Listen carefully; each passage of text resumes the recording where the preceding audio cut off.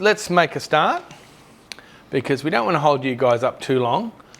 All right, so it's about you being confident when you're talking to people, and also have an understanding when you're actually designing and putting things together.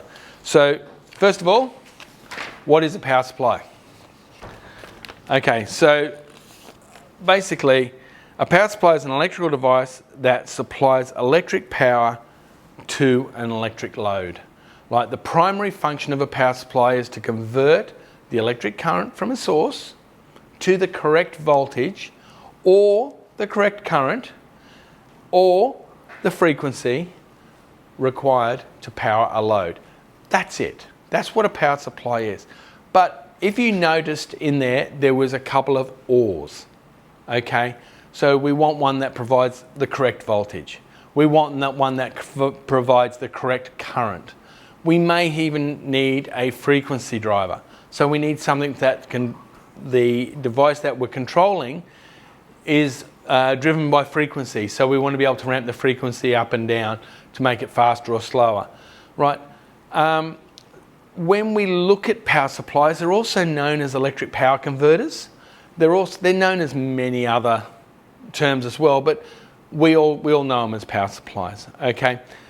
Now, a power supply is something that is designed, and most of them now these days are electronic, because they want to give you a good clean output, be it a DC output, an AC, reduced AC, an increased AC, because not all power supplies reduce the voltage, right? Some power supplies can actually increase it. So some power supplies could take 220 volts and give you a 300 volt output, all right? So just remember, a power supply is an electrical device that supplies electric power to an electrical load, and it is always matched to, and it is always fit for purpose. So let's have a look at what we've got. An AC and a DC power supply. All right. A DC power supply is one that supplies a constant DC voltage to its load. Depending on its design, a DC power supply may be provided power from a DC source. So that could be a DC generator or something like that. A DC source, or from an AC source, like powered mains or something like that, but it gives you the output that you want. Right, then we have AC to DC. A DC power supply uses AC mains electricity. Okay, so we have all these variations. Now, there is also some power supplies that can take a DC source and give you an AC output. Okay, they're more of a inverter, because they're actually inverting the electricity.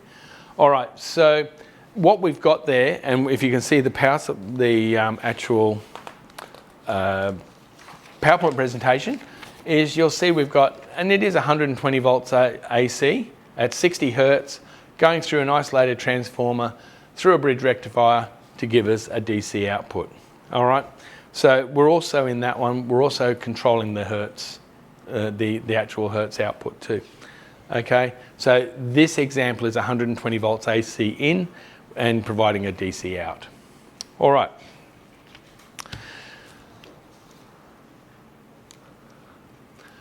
Power supplies, electric current. An electric current is a stream of charged particles, such as electrons or ions, moving through an electrical conductor or a space. Okay, it's measured at the net rate of flow of the electrical charge past a region. Okay, why am I saying this? Because we have to understand the electric current to match up our power supply to the right source. Okay, if we don't understand that, it's like having, I've got my car, I've built my engine, but I haven't got the spark plugs. Okay, get a good overview. You don't need to be an expert on any of this. You just need to have a good overview of why it exists, because when we start to do some formulas, you'll need V equals voltage, resistance, current, V equals IR, and things like that. Okay, and it's basically Ohm's law. All right, so just remember that. But just make sure you're clear on what it's all about and where it's coming from. This is the interesting part, okay? Different types of power supplies. There's a regulated power supply, okay? There's a bit of a diagram up on there, and there's also a diagram in your paperwork as well. We've got our AC input, goes to our power supply. We've got our voltage regulator, and then we've got our, which is also prior to that, we've got our voltage in, we've got our voltage regulator, and we've got our voltage out, okay? So it's regulated because we've got a regulator in the middle. Now that could be in the form of a big dial, a big knob on top, or it could be a slide, or it could be anything. Basically what it's doing is just controlling the voltage out. We've got our variable AC power supplies. We've got our frequency changes, which I mentioned previously.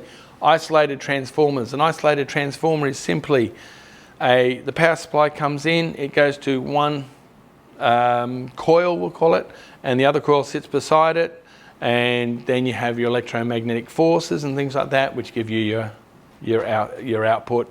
And what it means is if this side goes down, it doesn't affect the other side.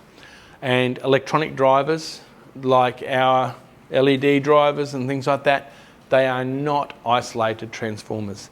You've got unregulated linear power supplies, you've got linear regulated power supplies, you've got switching regulated power supplies, ripple regulated power supplies, adjustable regulated power supplies, battery and solar power supplies, which all of these are different. You can't use one for the other, okay? So understanding the difference in power supplies will help you understand that not once, if you go back to the general knowledge, not once did I mention a ballast.